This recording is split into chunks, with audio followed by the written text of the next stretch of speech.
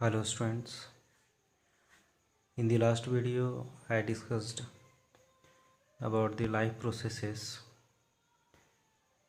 and nutrition.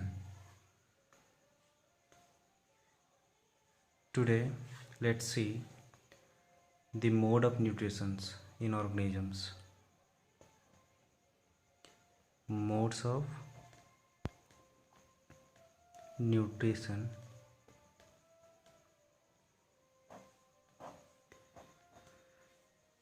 Mainly organisms have two modes of nutrition.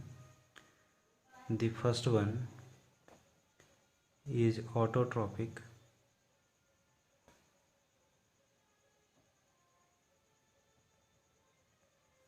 nutrition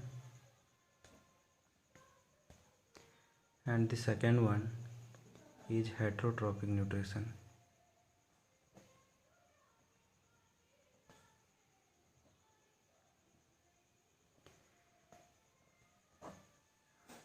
Right now I am going to discuss autotrophic nutrition. So let's see what is autotrophic nutrition.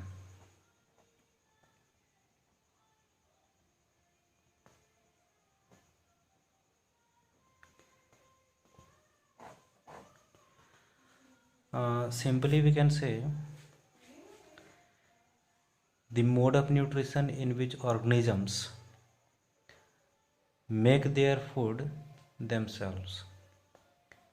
कहने का मतलब है कि इस mode of nutrition में organisms अपना भोजन स्वयं बनाते हैं. कहने का मतलब अपने ऊपर ही वो डिपेंडेंट रहते हैं, किसी दूसरे ऑर्गेनिजम्स के ऊपर डिपेंडेंट नहीं रहते हैं. इसको हम लोग ऐसे लिख सकते हैं, the mode of nutrition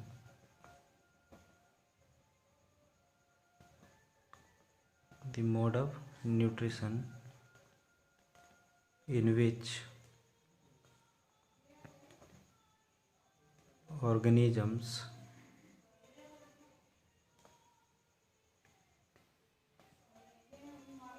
make their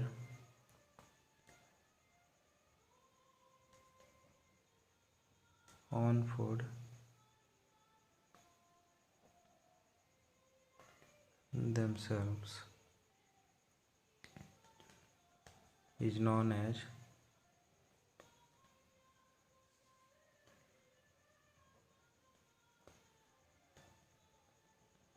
autotrophic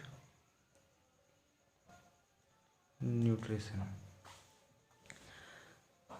अब आप सोच सकते हैं कि कौन से ऑर्गेनिजम्स हैं जो अपना भोजन खुद बनाते हैं. ओनली ग्रीन प्लांट्स,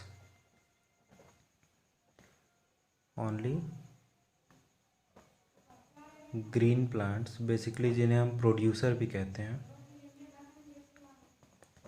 ये ग्रीन प्लांट्स ही सिर्फ ऐसे हैं, and some bacterias also,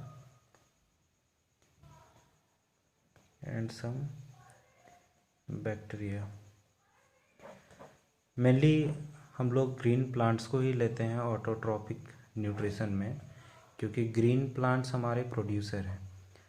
food को प्रोड्यूस करने का काम, जितने भी ऑर्गेनिजम्स हैं उसके लिए फूड प्रोवाइड करने का काम जो है वो ग्रीन प्लांट्स ही करते हैं. और ये सेल्फ डिपेंडेंट है, किसी दूसरे ऑर्गेनिजम्स पे अपने फूड प्रिपरेशन के लिए डिपेंड नहीं करते हैं. That's why only green plants are autotrophs. We can write here autotrophs. autotrophs किसको कहेंगे? सिंपली जिसके अंदर ऑटोट्रॉपिक न्यूट्रिशन होता है वो ऑटोट्रॉप्स है. मीन्स ग्रीन प्लांट्स को ही हम क्या कहेंगे? Autotrophs. Means the organisms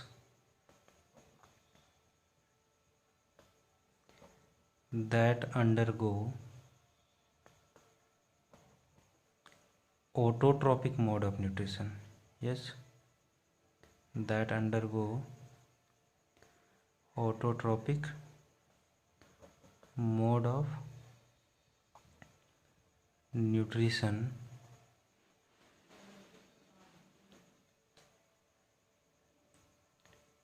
are known as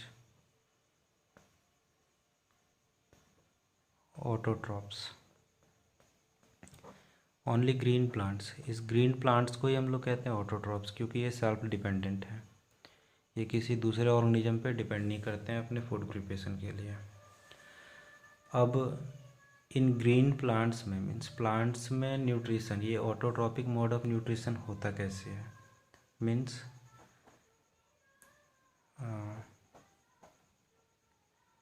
plant nutrition के बारे में हम लोग देखेंगे। जूनियर क्लासेस में हम लोग इसके बारे में देख चुके हैं।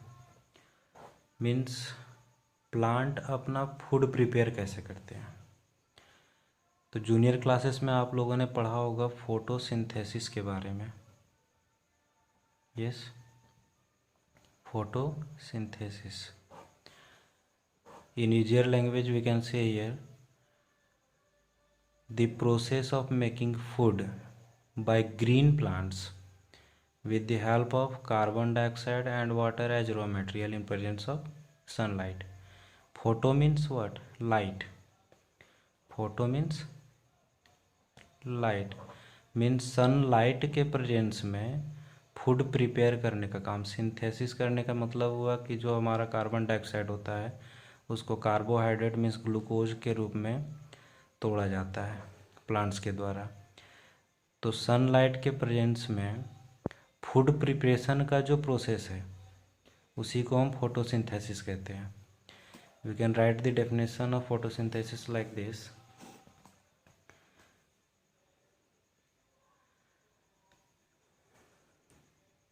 The process performed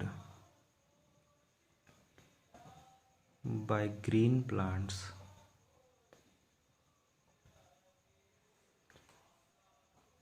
to prepare their food in presence of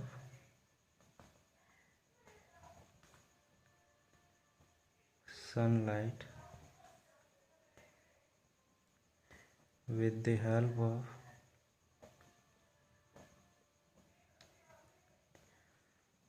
carbon dioxide and water as raw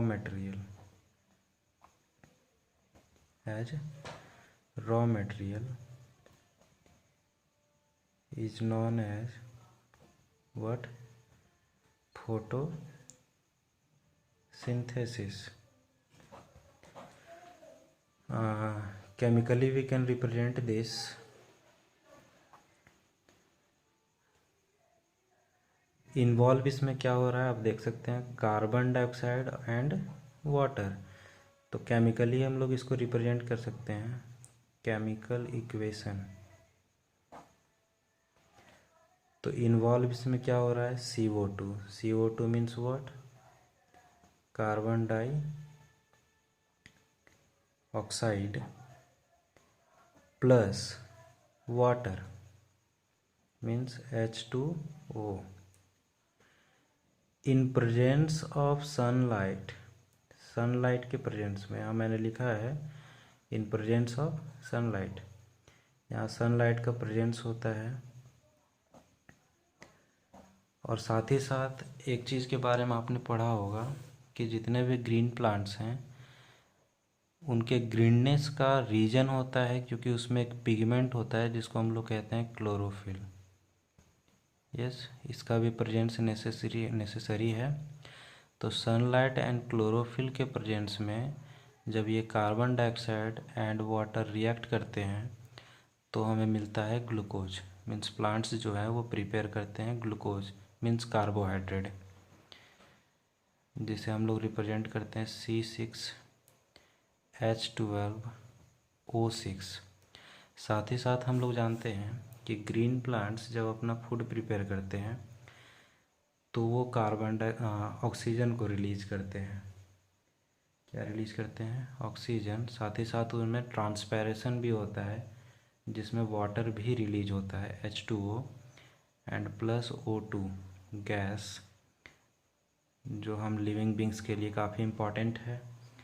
अब ये जो हमारा इक्वेशंस है वो अनबैलेंस्ड है, जिसको मैंने क्लास 9th में बैलेंस करने के लिए बताया था। एंड इवन क्लास 10th में भी जब मैं केमिस्ट्री सब्जेक्ट के बारे में डिस्कस करूँगा तब मैं और भी डिटेल उसमें बैलेंसिंग ऑफ इक्वेशन के बारे में डिस्कस करूँगा। अभी मैं डायरेक्टली लिख देता हूँ। कार्बन 6 क्वांटिटी में है, ये 6 हो जाएगा। इधर हाइड्रोजन 12 है तो यहाँ कर देते हैं हम लोग 12। इधर 26 हो गया तो ये हो जाएगा हमारा 6। एंड ऑक्सीजन ये 12 एंड यहाँ 6 2 12 तो यहाँ हो जाएगा हमारा 6। ठीक है, ये हमारा बैलेंस्ड इक्वेशन है। ये हमारा ग्लूकोज, ये वाटर जो कि ट्रांसपैरेशन के रूप में निकलता है, and this is oxygen. Okay, in the next video we will see the second mode of nutrition, that is heterotrophic mode of nutrition. And before this I am saying some activities are given in your book related to this photosynthesis. You can see that in your book that all are important according to examination point of view, so must see that all activities. Okay, thanks.